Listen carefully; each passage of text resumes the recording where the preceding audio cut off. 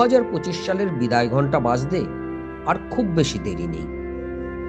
আর এই বছর শেষেই হতে চলেছে আকাশের দিকে তাকিয়ে ঘন্টার পর ঘন্টা উপভোগ করার মতো অপূর্ব মহাজাগতিক ঘটনা।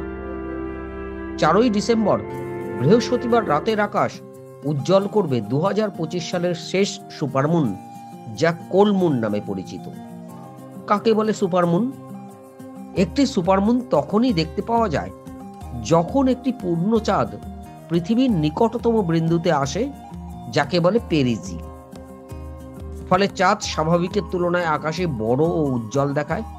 বলা হয় এই সময় আকাশে চাঁদকে 14% বড় এবং 30% বেশি উজ্জ্বল দেখায়।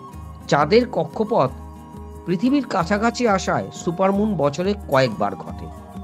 তবে সুপারমুন দিগন্তের কাছাকাছি থাকলে প্রতিসরণের কারণে তা আরো বড় করে দেখা যায়। 1979 সালে জ্যোতির্বিজ্ঞানী রিচার্ড নোলে সুপারমুন শব্দটি ব্যবহার করেন। রিচার্ড নোলে জনপ্রিয় করে তুললেও নাসার তথ্যে সুপারমুন আনুষ্ঠানিক জ্যোতির্বৈজ্ঞানিক শব্দ নয়।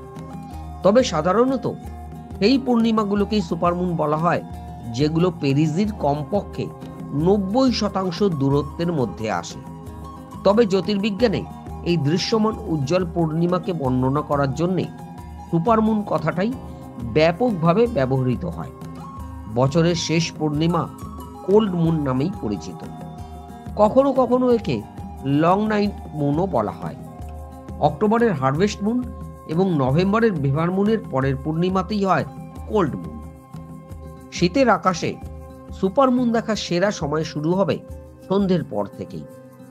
বিশেষ কোনো যন্ত্রপাতি দরকার নেই, তবে দূরবীন বা টেলিস্কোপ থাকলে চাঁদের সূক্ষ্ম বৈশিষ্ট্য আরো স্পষ্ট দেখা যাবে। শহরের আলো থেকে দূরে সঙ্গে গরম জামাকাপড় আর হালকা খাবার বা গরম পানীয় নিয়ে ডুবে যেতেই পারেন সুপারমুনের সৌন্দর্যে।